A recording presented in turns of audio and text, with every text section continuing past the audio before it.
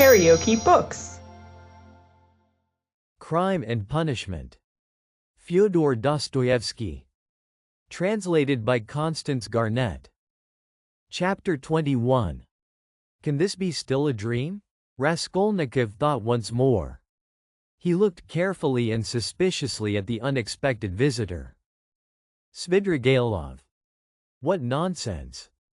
It can't be, he said at last aloud in bewilderment. His visitor did not seem at all surprised at this exclamation. I've come to you for two reasons. In the first place, I wanted to make your personal acquaintance, as I have already heard a great deal about you that is interesting and flattering. Secondly, I cherish the hope that you may not refuse to assist me in a matter directly concerning the welfare of your sister, Avdotia Romanovna. For without your support she might not let me come near her now, for she is prejudiced against me, but with your assistance I reckon on. You reckon wrongly, interrupted Raskolnikov. They only arrived yesterday, may I ask you? Raskolnikov made no reply. It was yesterday, I know. I only arrived myself the day before. Well, let me tell you this, Rodion Romanovich, I don't consider it necessary to justify myself. But kindly tell me what was there particularly criminal on my part in all this business, speaking without prejudice, with common sense? Raskolnikov continued to look at him in silence. That in my own house I persecuted a defenseless girl and insulted her with my infamous proposals, is that it? I am anticipating you, but you've only to assume that I, too, am a man ad nihil humanum. In a word, that I am capable of being attracted and falling in love, which does not depend on our will, then everything can be explained in the most natural manner. The question is, am I a monster, or am I myself a victim? And what if I am a victim? In proposing to the object of my passion to elope with me to America or Switzerland, I may have cherished the deepest respect for her and may have thought that I was promoting our mutual happiness. Reason is the slave of passion, you know. Why, probably, I was doing more harm to myself than anyone. But that's not the point, Raskolnikov interrupted with disgust. It's simply that whether you are right or wrong, we dislike you. We don't want to have anything to do with you. We show you the door. Go out. Svidrigailov broke into a sudden laugh. But there's no getting round you, he said, laughing in the frankest way. I hoped to get round you, but you took up the right line at once. But you are trying to get round me still. What of it? What of it? Cried Svidrigailov, laughing openly. But this is what the French call bonne guerre, and the most innocent form of deception. But still you have interrupted me. One way or another, I repeat again, there would never have been any unpleasantness except for what happened in the garden. Marfa Petrovna. You have got rid of Marfa Petrovna, too, so they say? Raskolnikov interrupted rudely. Oh, you've heard that, too, then? You'd be sure to, though. But as for your question, I really don't know what to say, though my own conscience is quite at rest on that score. Don't suppose that I am in any apprehension about it. All was regular and in order. The medical inquiry diagnosed apoplexy due to bathing immediately after a heavy dinner and a bottle of wine, and indeed it could have proved nothing else. But I'll tell you what I have been thinking to myself of late, on my way here in the train, especially, didn't I contribute to all that calamity, morally, in a way, by irritation or something of the sort? But I came to the conclusion that that, too, was quite out of the question. Raskolnikov laughed. I wonder you trouble yourself about it. But what are you laughing at? Only consider, I struck her just twice with a switch. There were no marks even. Don't regard me as a cynic, please. I am perfectly aware how atrocious it was of me and all that. But I know for certain, too, that Marfa Petrovna was very likely pleased at my, so to say, warmth. The story of your sister had been wrung out to the last drop. For the last 3 days Marfa Petrovna had been forced to sit at home. She had nothing to show herself within the town. Besides, she had bored them so with that letter. You heard about her reading the letter. And all of a sudden those two switches fell from heaven. Her first act was to order the carriage to be got out. Not to speak of the fact that there are cases when women are very, very glad to be insulted in spite of all their show of indignation. There are instances of it with everyone. Human beings in general, indeed, greatly love to be insulted. Have you noticed that? But it's particularly so with women. One might even say it's their only amusement. At one time Raskolnikov thought of getting up and walking out and so finishing the interview. But some curiosity and even a sort of prudence made him linger for a moment. "You are fond of fighting?" he asked carelessly. "No, not very," Svidrigailov answered, calmly. "And Marfa Petrovna and I scarcely ever fought. We lived very harmoniously, and she was always pleased with me. I only used the whip twice in all our 7 years, not counting a third occasion of a very ambiguous character. The first time, 2 months after our marriage, immediately after we arrived in the country, and the last time was that of which we are speaking. Did you suppose I was such a monster, such a reactionary, such a slave driver? Ha, ha. By the way, do you remember, Rodion Romanovich, how a few years ago, in those days of beneficent publicity, a nobleman, I've forgotten his name, was put to shame everywhere, in all the papers, for having thrashed a German woman in the railway train? You remember? It was in those days, that very year I believe, the disgraceful action of the age took place. You know, the Egyptian Nights, that public reading, you remember? The dark eyes, you know. Ah, the golden days of our youth, where are they? Well, as for the gentleman who thrashed the German, I feel no sympathy with him, because after all what need is there for sympathy? But I must say that there are sometimes such provoking Germans, that I don't believe there is a progressive who could quite answer for himself. No one looked at the subject from that point of view then, but that's the truly humane point of view, I assure you." After saying this, Svidrigailov broke into a sudden laugh again. Raskolnikov saw clearly that this was a man with a firm purpose in his mind and able to keep it to himself. "I expect you've not talked to anyone for some days?" he asked. "Scarcely anyone. I suppose you are wondering at my being such an adaptable man?" "No, I am only wondering at your being too adaptable a man." "Because I am not offended at the rudeness of your questions? Is that it? But why take offense? As you asked, so I answered," he replied, with a surprising expression of simplicity. "You know, there's hardly anything I take interest in," he went on, as it were dreamily, "especially now, I've nothing to do. You are quite at liberty to imagine though that I am making up to you with a motive, particularly as I told you I want to see your sister about something. But I'll confess frankly, I am very much bored. The last 3 days especially, so I am delighted to see you. Don't be angry, Rodion Romanovich, but you seem to be somehow awfully strange yourself. Say what you like, there's something wrong with you, and now, too. Not this very minute, I mean, but now, generally. Well, I won't, don't scowl. I am not such a bear, you know, as you think." Raskolnikov looked gloomily at him.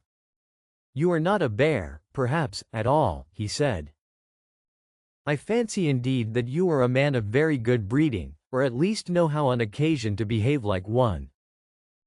"I am not particularly interested in anyone's opinion," Svidrigailov answered, dryly and even with a shade of haughtiness, "and therefore why not be vulgar at times when vulgarity is such a convenient cloak for our climate?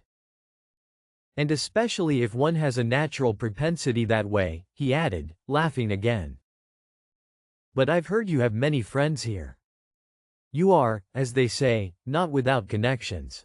What can you want with me, then, unless you've some special object? That's true that I have friends here, Svidrigailov admitted, not replying to the chief point. I've met some already. I've been lounging about for the last 3 days, and I've seen them, or they've seen me. That's a matter of course. I am well dressed and reckoned not a poor man. The emancipation of the serfs hasn't affected me. My property consists chiefly of forests and water meadows. The revenue has not fallen off, but I am not going to see them. I was sick of them long ago.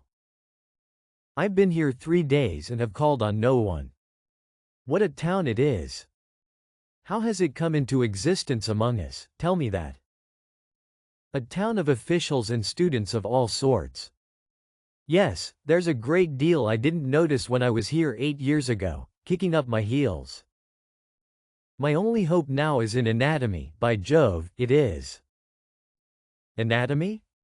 But as for these clubs, Dassault, parades, or progress, indeed, maybe, well, all that can go on without me, he went on, again without noticing the question. Besides, who wants to be a card sharper? Why, have you been a card sharper then? How could I help being? There was a regular set of us, men of the best society, 8 years ago, we had a fine time. And all men of breeding, you know, poets, men of property.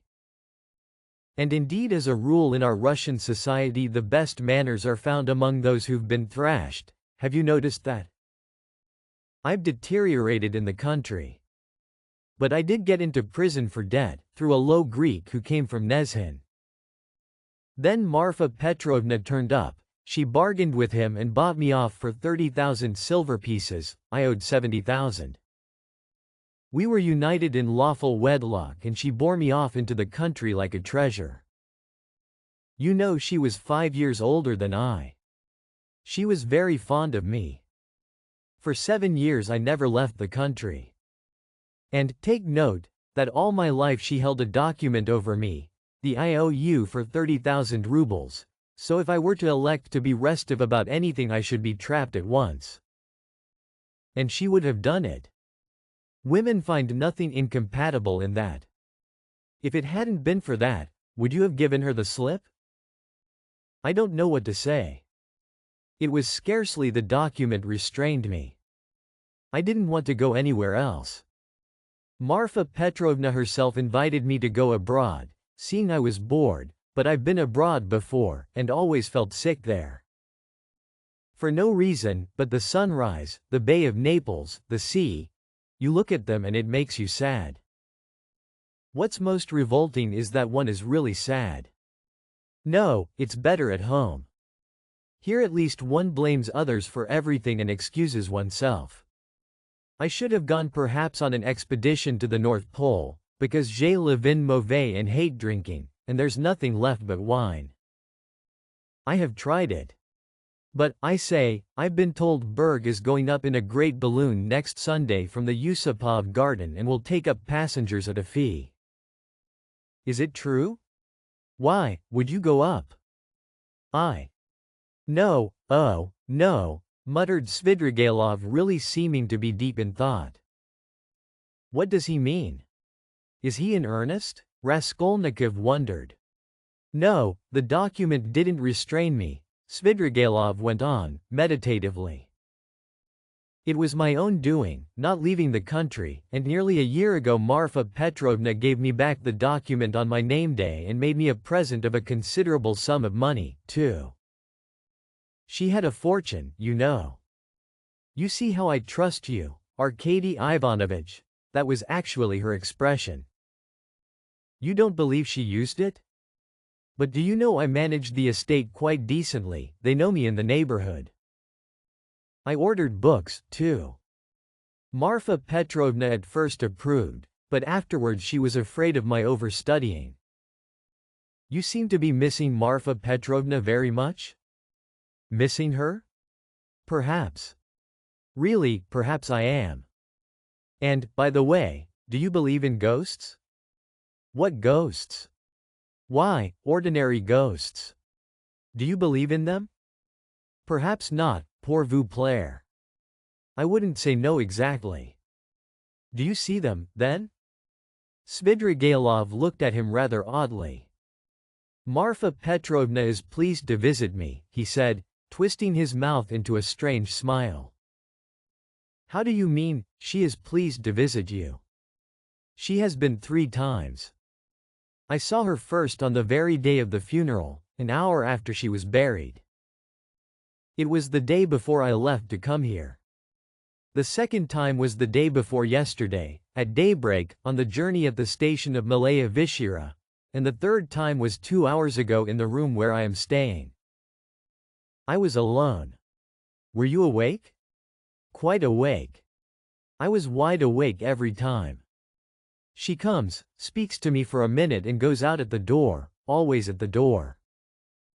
I can almost hear her. What made me think that something of the sort must be happening to you? Raskolnikov said suddenly. At the same moment he was surprised at having said it. He was much excited. What? Did you think so? Svidrigailov asked in astonishment. Did you really? Didn't I say that there was something in common between us, eh? You never said so, Raskolnikov cried sharply and with heat. Didn't I? No. I thought I did. When I came in and saw you lying with your eyes shut, pretending, I said to myself at once, here's the man. What do you mean by, the man? What are you talking about? Cried Raskolnikov. What do I mean? I really don't know, Svidrigailov muttered ingenuously, as though he, too, were puzzled. For a minute they were silent. They stared in each other's faces. That's all nonsense, Raskolnikov shouted with vexation. What does she say when she comes to you? She. Would you believe it, she talks of the silliest trifles and, man is a strange creature, it makes me angry. The first time she came in, I was tired, you know. The funeral service, the funeral ceremony, the lunch afterwards. At last I was left alone in my study. I lighted a cigar and began to think. She came in at the door. You've been so busy today, Arkady Ivanovich. You have forgotten to wind the dining room clock, she said. All those 7 years of wound that clock every week, and if I forgot it she would always remind me. The next day I set off on my way here. I got out at the station at daybreak. I'd been asleep, tired out. With my eyes half open, I was drinking some coffee. I looked up and there was suddenly Marfa Petrovna sitting beside me with a pack of cards in her hands.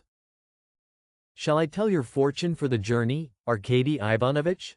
She was a great hand at telling fortunes. I shall never forgive myself for not asking her to.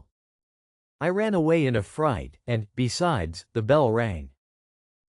I was sitting today, feeling very heavy after a miserable dinner from a cookshop. I was sitting smoking, all of a sudden Marfa Petrovna again. She came in very smart in a new green silk dress with a long train. Good day, Arkady Ivanovich. How do you like my dress? Aniska can't make like this. Aniska was a dressmaker in the country, one of our former serf girls who had been trained in Moscow, a pretty wench. She stood turning round before me. I looked at the dress, and then I looked carefully, very carefully, at her face. I wonder you troubled to come to me about such trifles, Marfa Petrovna. Good gracious, you won't let one disturb you about anything. To tease her I said, I want to get married, Marfa Petrovna. That's just like you, Arkady Ivanovich. It does you very little credit to come looking for a bride when you've hardly buried your wife. And if you could make a good choice, at least, but I know it won't be for your happiness or hers, you will only be a laughing stock to all good people. Then she went out and her train seemed to rustle. Isn't it nonsense, eh? But perhaps you are telling lies? Raskolnikov put in. I rarely lie, answered Svidrigailov thoughtfully, apparently not noticing the rudeness of the question. And in the past, have you ever seen ghosts before? Why yes, I have seen them, but only once in my life, 6 years ago. I had a serf, Filka. Just after his burial I called out forgetting, Filka, my pipe. He came in and went to the cupboard where my pipes were. I sat still and thought, he is doing it out of revenge, because we had a violent quarrel just before his death. How dare you come in with a hole in your elbow? I said. Go away, you scamp. He turned and went out, and never came again. I didn't tell Marfa Petrovna at the time. I wanted to have a service sung for him, but I was ashamed. You should go to a doctor. I know I am not well, without your telling me, though I don't know what's wrong. I believe I am 5 times as strong as you are. I didn't ask you whether you believe that ghosts are seen, but whether you believe that they exist. No, I won't believe it, Raskolnikov cried, with positive anger. What do people generally say? Muttered Svidrigailov, as though speaking to himself, looking aside and bowing his head. They say, you are ill, so what appears to you is only unreal fantasy. But that's not strictly logical. I agree that ghosts only appear to the sick, but that only proves that they are unable to appear except to the sick, not that they don't exist. Nothing of the sort, Raskolnikov insisted irritably. No?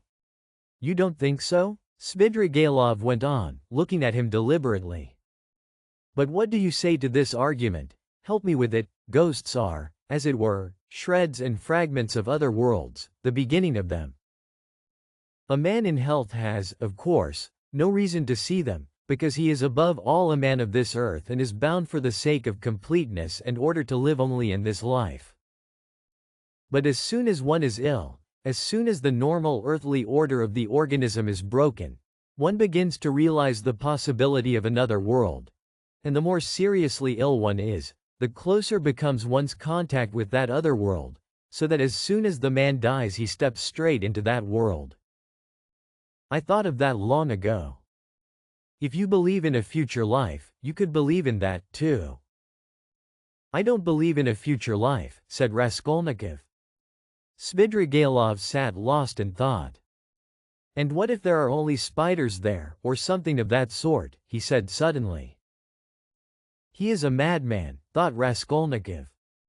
We always imagine eternity as something beyond our conception, something vast, vast. But why must it be vast?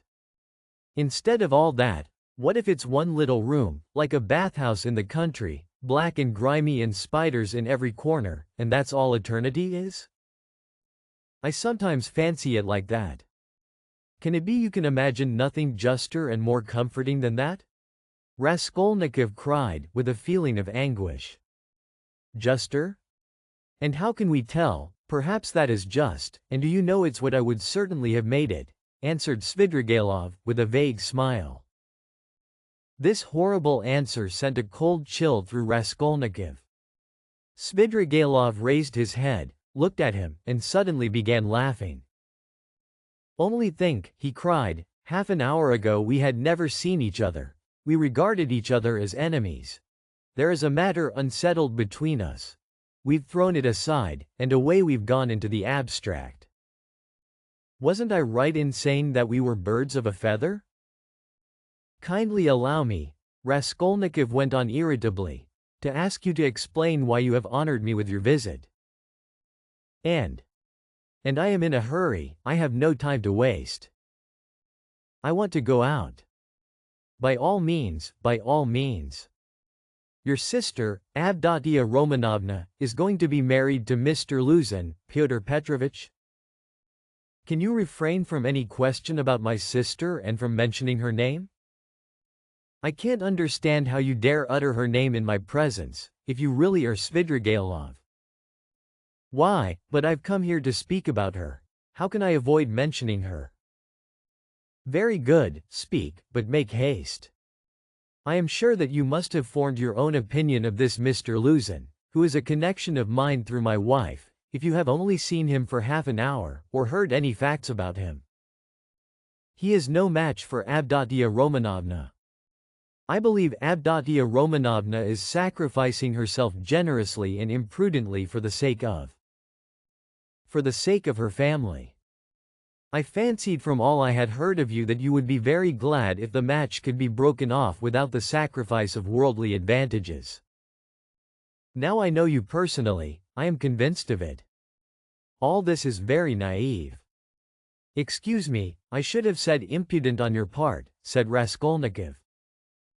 You mean to say that I am seeking my own ends? Don't be uneasy, Rodion Romanovich, if I were working for my own advantage, I would not have spoken out so directly. I am not quite a fool. I will confess something psychologically curious about that. Just now, defending my love for Avdotia Romanovna, I said I was myself the victim. Well, let me tell you that I've no feeling of love now, not the slightest, so that I wonder myself indeed, for I really did feel something. Through idleness and depravity, Raskolnikov put in. I certainly am idle and depraved, but your sister has such qualities that even I could not help being impressed by them. But that's all nonsense, as I see myself now. Have you seen that long? I began to be aware of it before, but was only perfectly sure of it the day before yesterday, almost at the moment I arrived in Petersburg.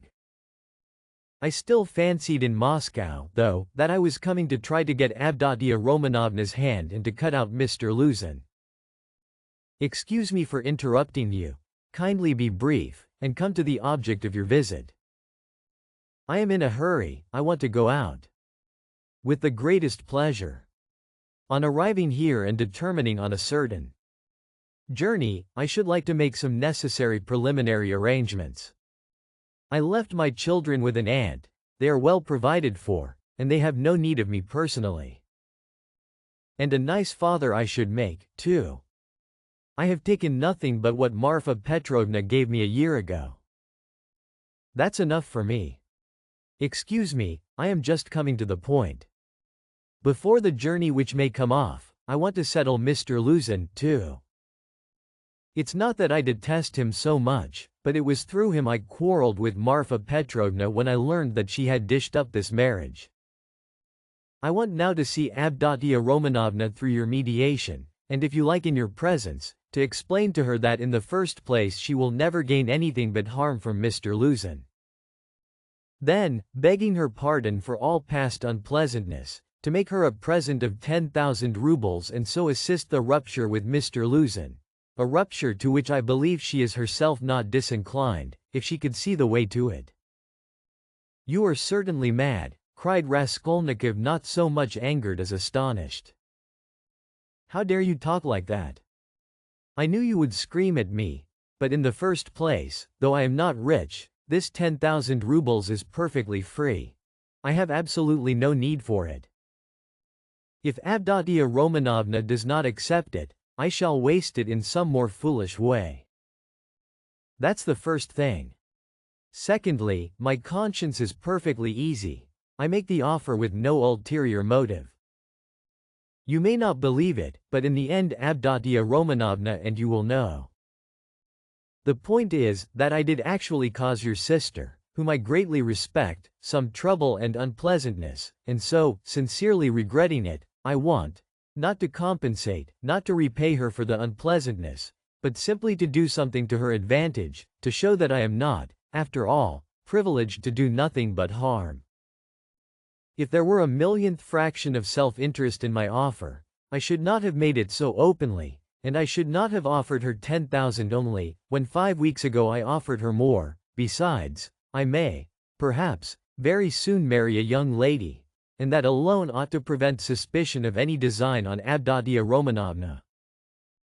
In conclusion, let me say that in marrying Mr. Luzin, she is taking money just the same, only from another man. Don't be angry, Rodion Romanovich, think it over coolly and quietly. Svidrigailov himself was exceedingly cool and quiet as he was saying this. I beg you to say no more, said Raskolnikov. In any case this is unpardonable impertinence. Not in the least. Then a man may do nothing but harm to his neighbor in this world, and is prevented from doing the tiniest bit of good by trivial conventional formalities. That's absurd. If I died, for instance, and left that sum to your sister in my will, surely she wouldn't refuse it? Very likely she would. Oh, no, indeed. However, if you refuse it, so be it, though 10,000 rubles is a capital thing to have on occasion. In any case, I beg you to repeat what I have said to Avdotia Romanovna. No, I won't. In that case, Rodion Romanovich, I shall be obliged to try and see her myself and worry her by doing so. And if I do tell her, will you not try to see her? I don't know really what to say. I should like very much to see her once more. Don't hope for it. I'm sorry.